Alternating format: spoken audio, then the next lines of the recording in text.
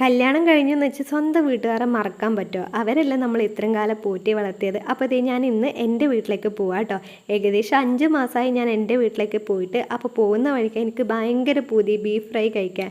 അങ്ങനെ രാവിലേട്ടനോട് പറഞ്ഞപ്പോൾ രാവിലേട്ടൻ ബോയിക്കാനത്ത് നിർത്തിയിട്ടുണ്ടായിരുന്നു. അങ്ങനെ ആ ഒരു ഷോപ്പിൽ ബീഫ് ഫ്രൈ ഉണ്ടായിരുന്നില്ല കേട്ടോ. അത് വേറൊരു ഷോപ്പിൽ നിന്നാണ് നമ്മൾ മേടിച്ചിട്ടുണ്ടായിരുന്നത്. അങ്ങനെ വീട്ടിലെത്തിയപ്പോൾ എന്നെ ചിക്കുട്ടൻ മാംഗോ ഷേക്ക് ഉണ്ടാക്കി തന്നിട്ടുണ്ടായിരുന്നു കേട്ടോ. നല്ല ടേസ്റ്റ് ഉണ്ടായിരുന്നു. ചിക്കുട്ടൻ സ്വയം എന്തെങ്കിലും ഉണ്ടാക്കിയാൽ ഭയങ്കര ടേസ്റ്റാണ്. പക്ഷെ നമ്മൾ എന്തെങ്കിലും ഉണ്ടാക്കി തരാൻ പറഞ്ഞാൽ ഒട്ടും ടേസ്റ്റ് ഉണ്ടായില്ല കേട്ടോ. കുറച്ച് കഴിഞ്ഞപ്പോൾ നമ്മൾ ഫുഡ് കഴിക്കുകയാണ്. നല്ല ഒന്നാം തരം സദ്യ ആയിരുന്നു കേട്ടോ. ചിക്കനും ബീഫൊക്കെ കൂടുതലൊരു സദ്യ ആയിരുന്നു. അങ്ങനെ ഫുഡൊക്കെ കഴിച്ച് ഒരു ഉറക്കമൊക്കെ എണീച്ച് ചായ കുടിക്കുകയാണ്. അപ്പോഴത്തേക്ക് ഉണ്ണിയും അമ്മൂമ്മയൊക്കെ വന്നിട്ടുണ്ടായിരുന്നു കേട്ടോ. അങ്ങനെ അവർക്കും ചായയൊക്കെ കൊടുത്ത് അവരോട് ഭർത്താരൊക്കെ പറയാണ്.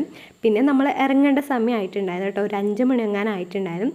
അപ്പോഴത്തേക്ക് ഞാൻ ജസ്റ്റ് ഒന്ന് ലിപ്സ്റ്റിക്ക് ഇടുകയാണ്. ഇപ്പം മെയിനുള്ള ഒരു മേക്കപ്പ് സാധനം എന്ന് പറഞ്ഞാൽ ലിപ്സ്റ്റിക്ക് കേട്ടോ.